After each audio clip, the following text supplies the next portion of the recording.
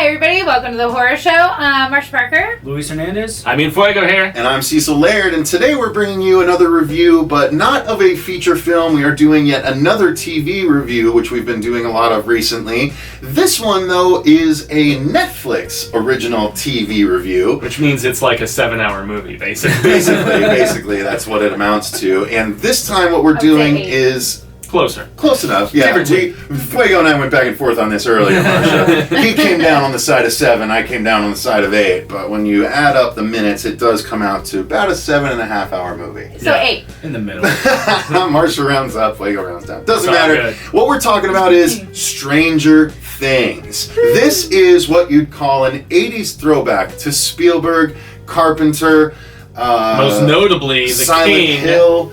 Stephen King absolutely Down is to the lettering, number one influence on this show. And luckily, the King himself has extended his stamp of approval to the series. I believe on Twitter, right? On Twitter, he did. He said A+, Winona Ryder nails it. Yep. I'm not quoting, but he basically says Winona Ryder nails it, and the series is a triumph, and he, I think, even says it's sort of a testament to King's work. Yeah, he's to the point where he's allowed to say that. Yeah. And it's true. It's like you watch it and you're like, dude, I feel Stephen King in the room. I'm watching something Stephen King. But yeah, as Marcia and Fuego both said independently of one another, it does have a Silent Hill feel to it as well. Yeah, but also stuff like the Goonies, and I mean, back to it. I guess we're going back to creature features in general. Yeah. I mean, this is why we're covering it here on the horror show. Yeah, some might contend, some might contend that it might not belong on the channel, and I would adamantly argue against that because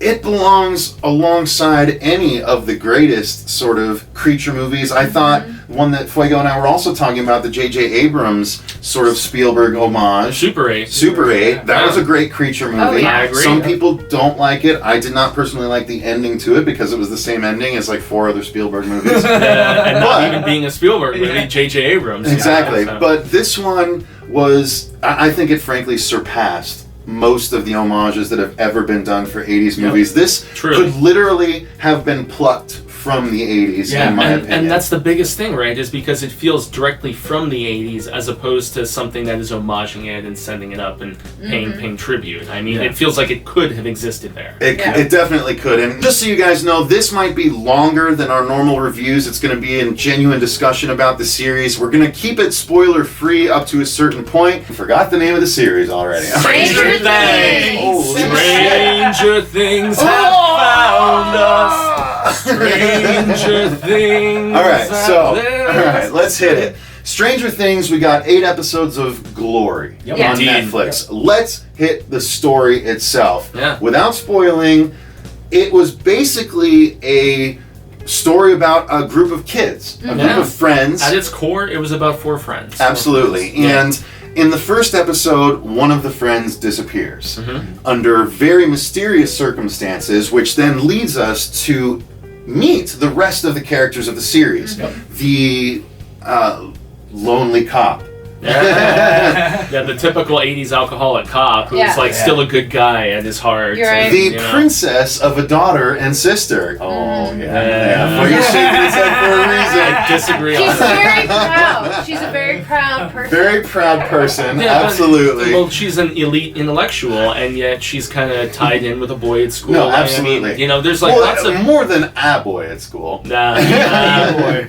But it basically turns into sort of an adventure show with horror elements, with nice, deep, developed, interesting characters all along the way. And great performances from them as well. well. My God. We'll get to the acting. Let's stick with the story. But we will get to the acting. So basically, these group of kids, one of their group goes missing, and then the mother, played by Winona Ryder, of said missing kid, and his brother become integral parts of the story, and so we follow their adventures as well. And it's almost like the ripple effect, like all the people who feel the after effects of this kid going missing. And we follow their stories, including the cop, like I mentioned a little bit ago. But without spoiling too much, it's just essentially them trying to find out what happened to their friend Will, and the mom, Winona, trying to find out what happened to her son, the cop trying to find out what happened to this missing kid. The older brother of the missing kid. absolutely. It all revolves around this missing child. That's where it starts, anyway. Exactly. And so where does it go from there, Marcia? You want to pick up the ball? Well, I mean, there's a lot of people that get pulled into it. There's a restaurant owner who ends up finding this little boy he thinks is a boy, turns out not to be so much of a boy, missing a part, but it's actually Negasonic Teenage Warhead before she joined the Xavier School for Gifted Children. So it could entirely be, because at a part of its core, this show is also sort of a superhero story. Big time. They talk about X-Men how many times in it? Oh yeah, so many comic book references. Yeah. There's Dungeons and Dragons involved, and there's Lord of the Rings and Hobbits involved. Like Star Wars, Lando. This is like they're trying to Lando us. This is like the best mashup of nerd meets horror, and I think all of us just it's ate a nerdy it up. melting pot. Ate it up. But what's interesting is that the girl that is found, her name is 11, or as we know her as Elle.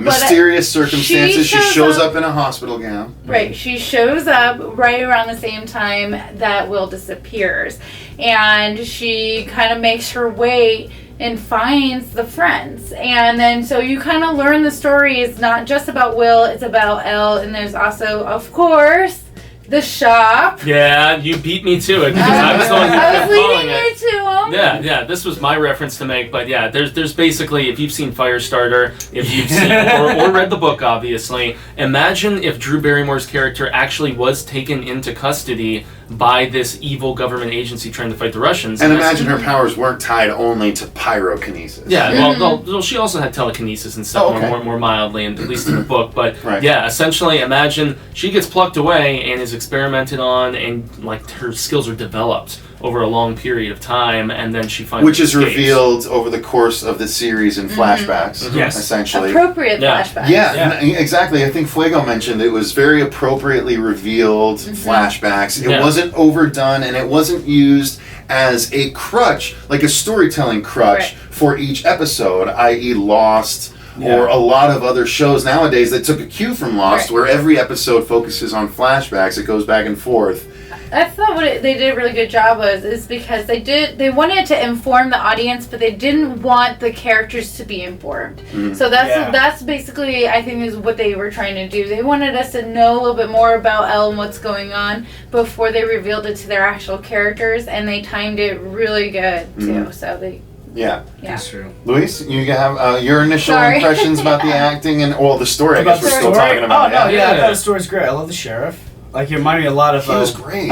What's his name? Atkins from Halloween 3, Season of the Witch. Sure. And there's people making that comparison. Are they? Yeah, there's some elements of Season of the Witch. That's how I felt about it. I really, and like even his little backstory, like you know a little something, but you don't know the whole story. You don't know anything except one thing, and then they wait until towards the end of the season to finally reveal it. So then they're so good. Yeah, and then you get to understand, like, he's almost like a dick, but he has such a good heart. There's a reason why he's a dick. Exactly, and you can tell why, and they revealed that with the backstory, right? Yeah, it's like, I mean, honestly, it's interesting because it is about parents and kids and like this weird thing where it's like letting your kid grow up.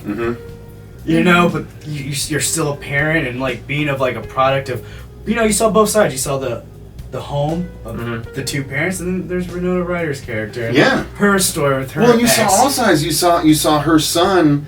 That was the older brother, right? Jonathan, felt the need to sort of be the protector of this, and like it's so intrinsically sad from the beginning, because the reason that the older brother wasn't there to find out what happened to the little brother is because he was taking on an extra shift to help contribute money to the household. Like, you're introduced to him and he's making breakfast. Like, I didn't know he really had a brother until that scene where he's like just making breakfast. Well, I know they did a reference when he came. I can't wait to talk about the acting.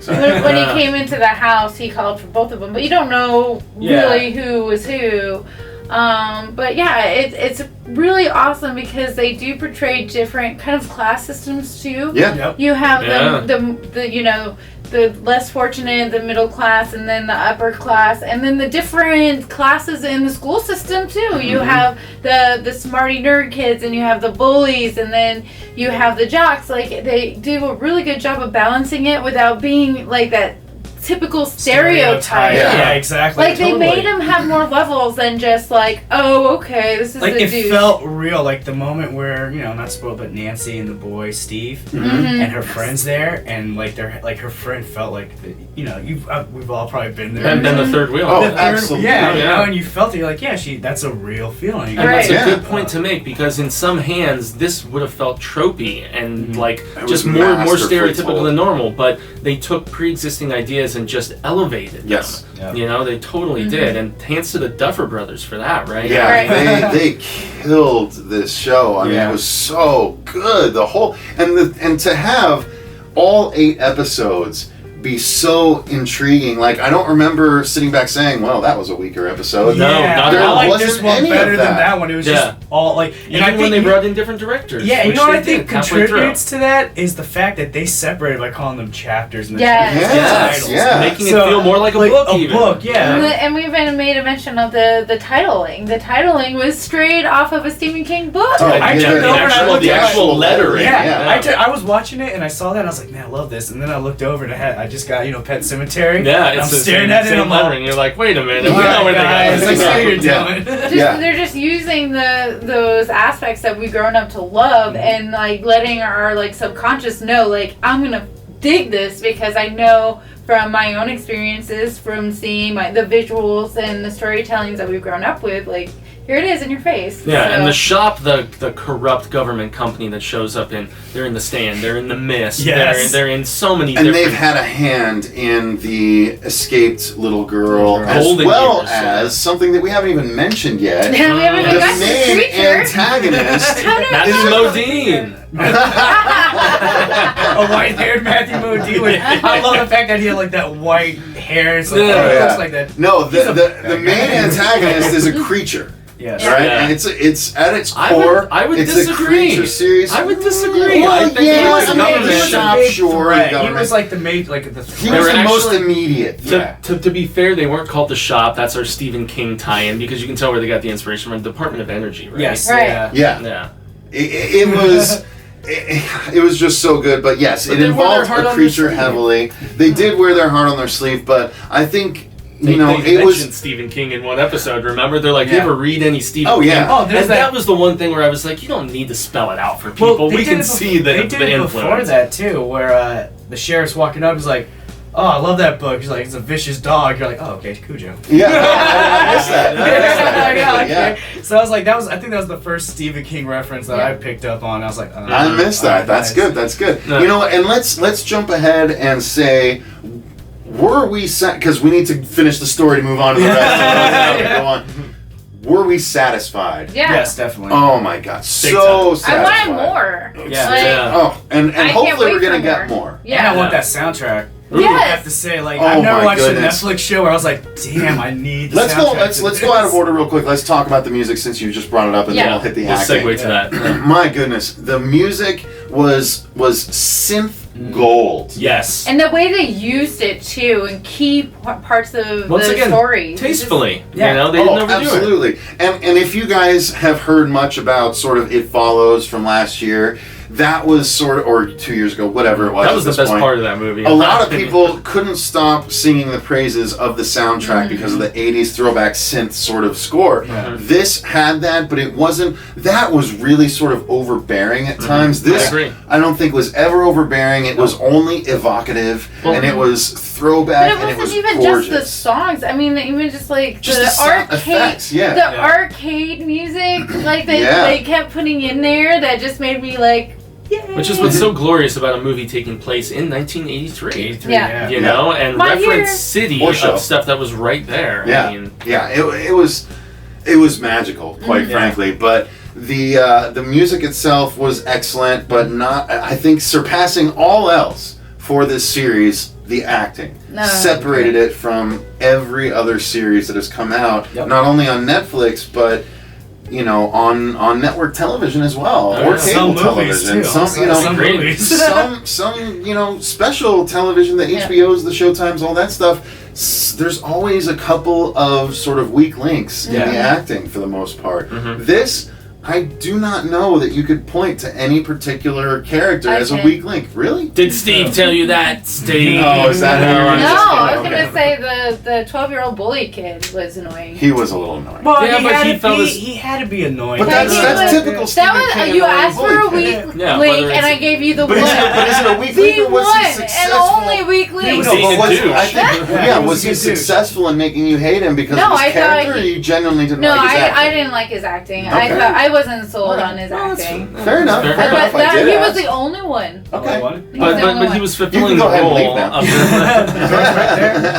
he was fulfilling the role of like some of those young antagonists in Stand By Me and in It, and you know, all of those different. Yeah, the very hollow antagonists that ended up going nowhere. This had big time It vibes. It had, I mean, on him. Anytime you can get great performances out of children, it's a revelation to me. And all four kids were great. I'm not a big fan of like kid actors. But when it's done good, like the Monster Squad or Goonies or something. Oh, and that evoked both of those movies. Absolutely. Oh yeah. Goonies especially. You know what? It makes you realize that there were a shit ton of movies in the 80s that involved kids doing shit. Yeah. Especially fighting forces. You really don't have those anymore. I can't think of a movie that's come out recently. Not Super 8 was the last one. Which was a tribute and a throwback to those. You know what? I mean, I guess maybe you could consider like your Echo movie as it's a kid's movie, but it's not still like I think an homage to like Flight of the Navigator or something. That and E.T. maybe. Yeah, but I'm saying like now there hasn't been. Hey Piggy, you want to go? Too many Twinkies. There hasn't been like a new movie now that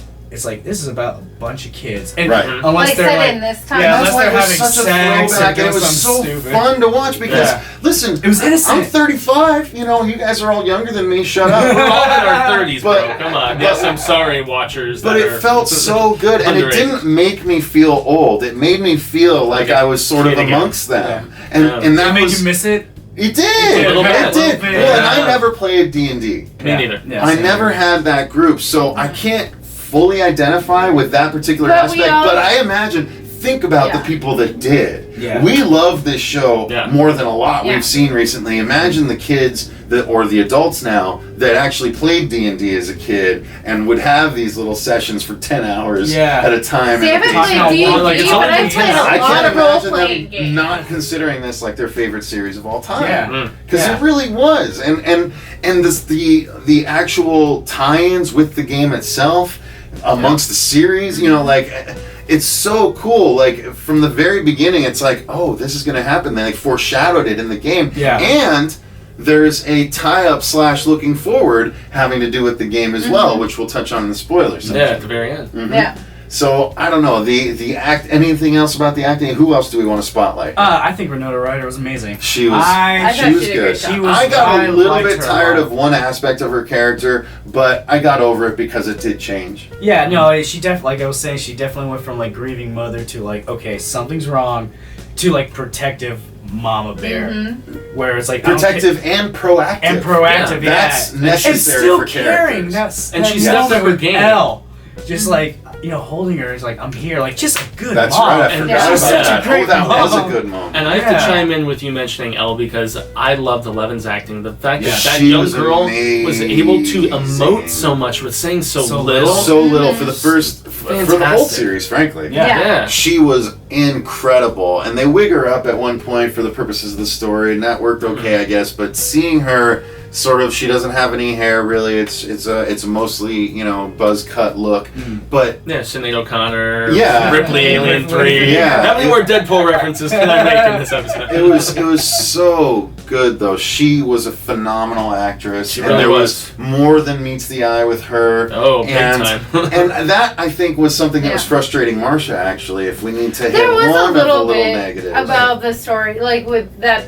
They made it so apparent that she wouldn't divulge any sort of information at any given time. When she was so reticent. Well, you know, even when it was like, okay, they've already earned your trust, and here you are being led to whatever that you don't want to go, and yet you still refuse to give that information out, or just say. She was obviously very scarred. Yeah, she was scarred, and she was protecting them. But if she would have voiced a little bit more, then it's not like she couldn't. She knew the words. She knew how to be. Fair enough. fair enough. But I mean, I don't know. She She chose was- not we to. didn't appear to have And that at issue. the end, it did reveal why, and it was out of guilt that she didn't want to reveal things. But well, that's what you get. I'm kidding. it still bothered me, but there was a point for it. What about the sister? Let's talk about the sister and her weird little boyfriend. romantic subplot. Yeah, that kind of You know- bothered me. Not because I thought it was bad. It's just It like was a little teen I had a angsty. crush on her. I felt How like could that. she fall for this guy? And yet, and then it's so funny because the way they revealed it, and we can save it for the spoiler section. I was like, oh wow, I can see where this is going, even when things were being kindled, or Are you talking about the with last episode? the very last Okay. episode. When you Yeah. see what happens That in the was future. good, I actually. That was predicted it, pretty and then when it interesting. happened, I was just like, really? Well, I guess I'm not surprised, but Yeah. Yeah, that was really. This show was like well crafted. It was Amazing. extraordinarily well so crafted. well crafted. Well, and it was interesting, like I said, the whole way, and that's probably why it's good that it was 8 episodes, because they Yeah. didn't have to come up with any filler Yeah. or anything like that. Although it was like, yeah, I want more. It didn't feel like any of it was extraneous. Right. So that was, I'm sure, by design.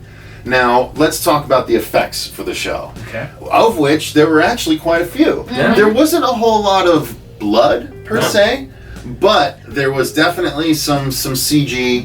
I don't know quite how much practical there was. There was some sliminess that I thought was That's really true. awesome, and that Love was what slime. really I saw the closest Carpenter connection was in those scenes, you know. What And about the thing poster that Well- they had hanging in the well, room? beyond They're that, they were obvious. watching. They were watching They were watching the thing. the They were you know? watching the thing, yeah. There was a Jaws poster. There Yeah. was a Evil Evil Dead Dead. poster. Tom Cruise. No. Yeah, all the right moves reference, and Yeah. of course referenced by everyone's favorite character.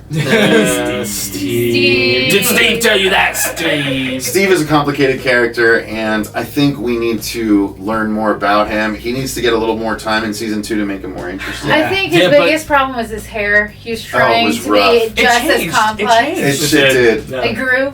No, well, he Well, I think I The feel like- style he changed. styled it, Yeah. and then Yeah. they kept on. I was like, oh, now he looks even more like a douche. Yeah. I was like, shit. They're like, One oh, he's little not It's curl. just douchey getting enough. higher and higher, in my opinion. Yeah. But Mhm. Now, But, what? Yeah, we go talking about the ahead. effects. The effects, right? Okay, yeah, a lot of CG, and my biggest complaint was I wish they had enough money to do more practical.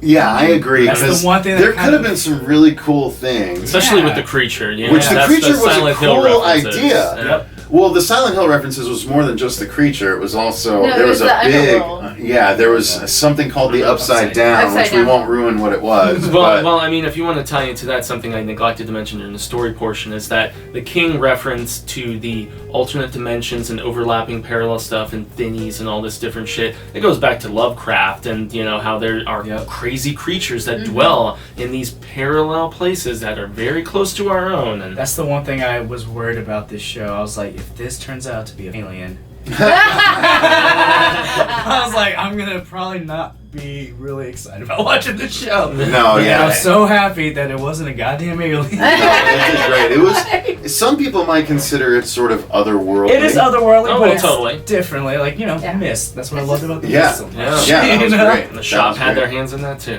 Absolutely. Bastards. Absolutely. So we hit on pretty much everything that we can, I think, without spoiling. So Yeah. I think this is a good enough place to say let's call it. If you guys don't want to be spoiled on the series, Go watch it. go watch it. Let's take the leash off Cujo and just get running, man. Exactly. So I think that's going to do it, you guys. Thanks very much for watching. I've been Cecil Laird. Gracias, I've been Jaime and Fuego. Luis Hernandez. Marsh Parker. And until next time, remember, Stay scared.